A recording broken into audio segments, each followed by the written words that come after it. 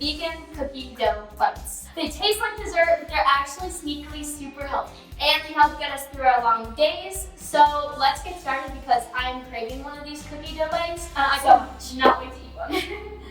We're gonna start with 3/4 cup of oat flour. So then we're gonna add 1/2 cup of almond flour. Almond meal works great here too. But these two really just help keep it gluten-free and they're super clean and simple. Exactly, so now the vanilla protein powder, which also, yes, a 1/3 cup. Measurement's important. These are like a staple for me to have an extra fueling punch to my day. Plus, they taste so good. Now we're gonna add a 1/4 teaspoon of salt just for that sweet salty. Plus, we always find that adding salt to recipes like this just helps to bring out the flavor and the sweetness. We can mix that on up. I mean, this is like basically a 1 bowl recipe. And it's foolproof. Exactly. So now we're gonna move on to the wet ingredients. So this is a 1/4 cup of coconut oil that we just melted in the microwave. So then this is a cup of dates with 1/2 cup of water. And so what you do for the dates, we buy ours pitted, again, a lot easier, less work for us.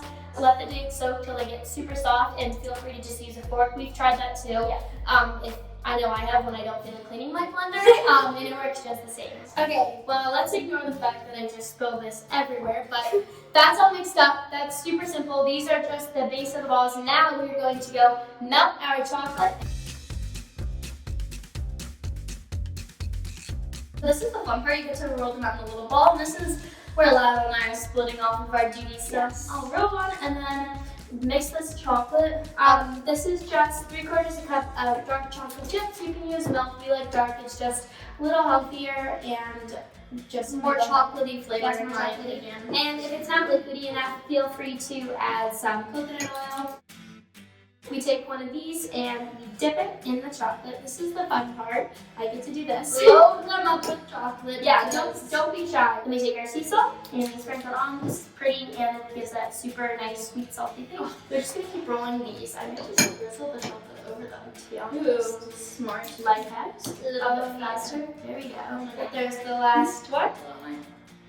And we'll just cover that in chocolate. And I'll do the flavors of the sea salt.